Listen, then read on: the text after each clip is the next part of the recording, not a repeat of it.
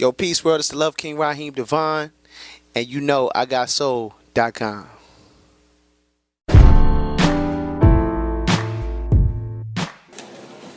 So, can you tell me what it means for you to be back home celebrating your fifth album, Love, Sex, and Passion? Oh, it's great. It's an honor, you know what I mean? Humbling experience. We just did the Camp Mill in-store signing. About 20 to 50 people came through. Word. You know what I'm saying? So that was cool. I just tweeted out a picture. I tweeted the picture out. They had a poster when I signed back in 2005. Wow. And then they had me sign 10 another years poster. ago. Yeah, so 10 years, you know what I mean? So that kind of really put it in perspective for me That's tonight, dope. you know what I'm saying? That, a lot has changed in the music business, but my grind, I feel like my grind and my hustle was impeccable, and I actually just got off the phone screaming on a PD. Word. Like, I ain't gonna say who, Okay. whatever, but like, I don't feel like, my culture and what I represent is being represented like it should be by radio. You know what I'm saying? But it won't be defined by radio. It won't be defined by. It's gonna be defined by the people, and the internet is like a testament to that. Like, you know what I'm saying? Like, Absolutely. I'm taking it to the internet, taking it to the world globally, taking it to the street. Absolutely. And I think that as long as you put out quality music, I'm trying to lead it by example for other artists. As long as you put out quality music, man, that's all that matters. You know what I'm saying? People, it spreads like wildfire, you know what I'm saying, like a virus, you know what I mean? Absolutely. So I'm gonna go ahead and actually segue into, you talked about the business side and you being the founder of 368 Music Group. Obviously, you've had to champion the business side of the music and since you've embraced the independent route. So I want to hear your thoughts on like the emerging trends we're seeing where artists kind of drop our albums like with surprise releases almost, and not really follow the traditional methods of singles and radio promos and all that sort of I thing. think the surprise releases work best for artists who have such a big following. Okay. That it's just like, then you get that ooh effect, you know what I'm saying? J. Cole drops a surprise album, it makes sense, you know what I'm saying? Drake drops a surprise album, makes sense. Beyonce drops a surprise album, it makes sense. Personally, I don't know if it was wise for the D'Angelo, you know what I'm saying? Yeah. Like, I think what he does is so iconic and what have you, like, it deserved like the proper rollout. Very true. You know what I'm saying? I feel you.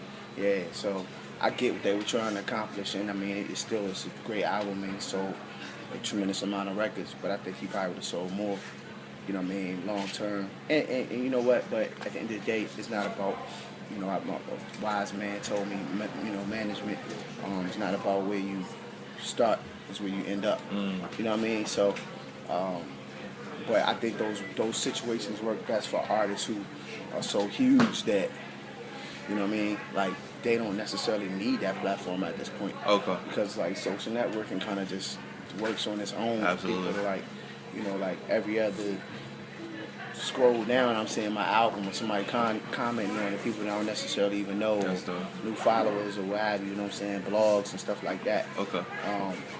Other artists and stuff like that. So, I don't think I'm there just yet with the surprise album stuff. But, definitely, my movement is a little different. It's a grassroots movement. It's a word of mouth movement. It's a mixtape movement. You know what I mean? It's not as glamorous. You know what I'm saying? It's, at times, you know what I'm saying, being independent.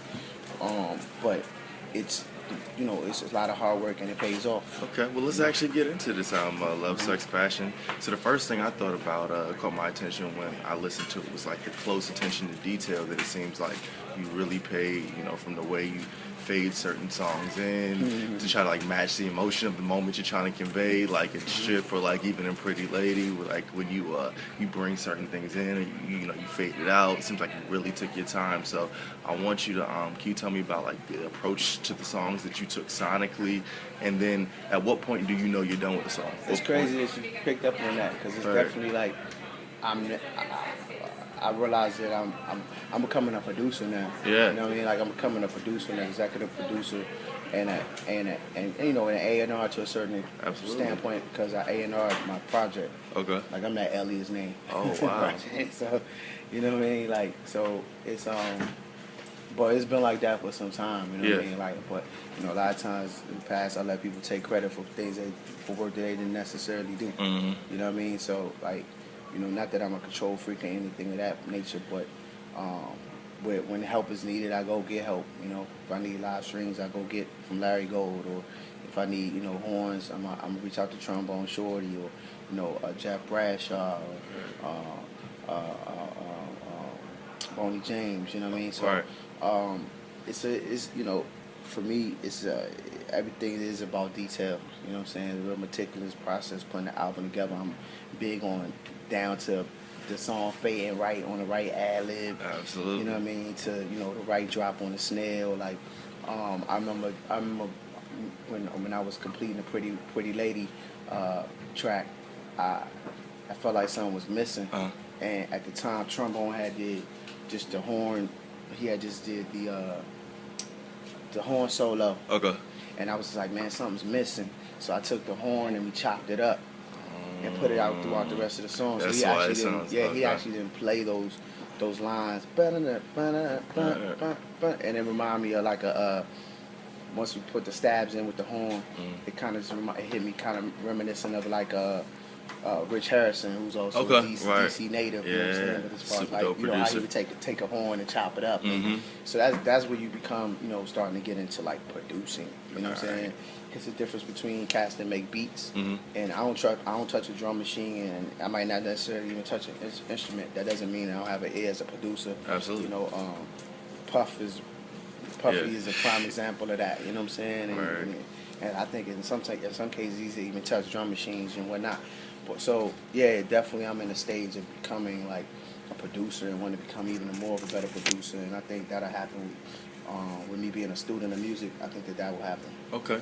Yeah. You also, you've embraced the concept of love, obviously, throughout your whole career, and you continue to do so with this album as well. You know, you have compelling songs in terms of endearment, Count to Love, and Countdown to Love, my favorite, All I Know. Especially, though, we're in a period when it seems like the culture, specifically the influencers and the culture, don't seem to be fascinated with, conveying true and authentic portrayals of love. So I want to know, what gives you the inspiration to keep doing so, to keep going back to love at a time when it's not the most popular thing? Because I feel like they're trying to kill our music and they're trying to kill our people and they're trying to, destroy the black idea, the great idea of what family and what black music and the purpose of it and what it's supposed to support. You know what I'm saying? So the message becomes, derogatory or demeaning or meaningless for, women and men of color. You know what I'm saying? And whereas I'm trying to have people be bunned up and at least give it a chance and give it a go and make beautiful babies and stuff of that nature. You know what I'm saying? So that's what that's the fight that I'm up against. You know what I mean? From every time I make a mixtape to when I release a single, and you have the companies that run the radio stations now. It's very few black-owned radio stations. I'm very fond of a station out of Rochester, New York, which is black-owned. And like they just do they move differently, and they like major corporations run these companies now. They don't know anything about our culture. Yeah. You know what I'm saying? No disrespect to them. I'm grateful for the ones that do play the music and what have you, but I earn that right for you to play my music because I play great music. Right. I create great music. Absolutely. Like I shouldn't have to pay you to play my music.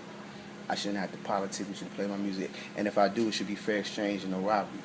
You know what I mean? So the fact that, like every station should be playing my music in DC. Every station should be playing Wale's music in DC. You know what I'm saying? And I think for us as artists in DC and the DMV in particular, you know what I mean? Like that's what's going to be the tipping point for the staple of artists that are coming out, regardless of whatever the genre is, the stuff that's on the rough side, or trap music or hip hop or soul music or R&B or rock or whatever. Like, you know what I mean? Like, I know what it is when regardless of whatever the type of song it is, what it is when R. Kelly music come out in Chicago, or you know what I'm saying when Jeezy drops music in Atlanta, or you can pick any artist in Atlanta. Like they support all their artists in Atlanta. When it's go time, and you're pushing that button, it's all about whoever that person is. All the artists are supporting that person, and You know, so I definitely wave a flag for all the artists in my city, and we gonna be putting the press on radio out here to do a better job. You know what I'm saying, and calling them out. Right. You know what I mean, to support not just their own, but the quality of stuff that's coming out from their own. Okay. All right, so I also heard you say in a lot of interviews this album is a retro futuristic 90s feel. So something I want to do real simple, real easy is I'm going to give you two choices of either people, places, and things that were major in the 90s. Okay. And I want you to give you your immediate response. Okay. All right, so the Fresh Prince of Martin. The Fresh Prince of Martin, Fresh Prince represented, like, being able to get out the ghetto, you know what I'm saying? Word. Like, it was like you could get out, and it also represented, like, the importance of family, like holding it down. Like, all right, if it's rough here or whatever, let's go to grandma's or let's go to send them to uncle. Yeah. You know what I'm saying? Okay. So you go with the Uncle Fresh Phil's Prince. house to get, you know what I'm saying? Okay. For me, Martin represented black love. You know, like the Cosbys as well, but with a different twist to it. Yeah. It was like kind of like black love, Okay. young black love. You know what I'm Word. saying? Still where it's like where you have responsibilities, but Right. you're not. You can kind of be irresponsible a little bit. I You feel know what I'm it. saying? That kind of thing, like what it was to have young black love and be courted. Okay. And that type of thing, or living with somebody that you're not married to, but trying to get to that process. Right. And then, of course, the witty humor and stuff like that just all tied it together. Okay. Because laughter is it's a cancer of pain. So you know what I mean. So. Yeah. Okay. All right, I got one more for you. Boomerang and Love Jones. Boomerang and Love Jones, once again, just black love. You know what I'm saying? And for Love Jones just represented, just from an artistry standpoint, what black love I think is the artists and how they interpret it and how they communicate it, as artists. Okay. You know what I mean? So it was like anybody could look at that movie and be like, man, that could have been me. Yeah. You know what I'm saying? In that situation. All Because of how it was shot, and how the storyline is depicted and whatnot. What's the other one you asked me about? You asked me to say Boomerang and Love Jones. And then Boomerang, just like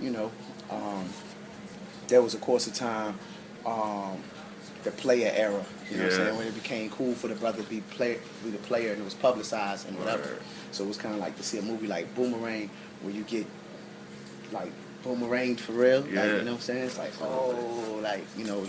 that shows you that guys could fall too. Oh, word. You know what I'm saying? Okay. And I think that's part of like the messaging in my music of vulnerability. Like, it's cool. I want men to know when they listen to it, it's cool to be vulnerable. It's cool to express yourself to your lady. You know what I'm saying? Or somebody that you checking for. You know what I'm saying? And it's cool not to know how to express yourself too sometimes. Right. You know what I mean?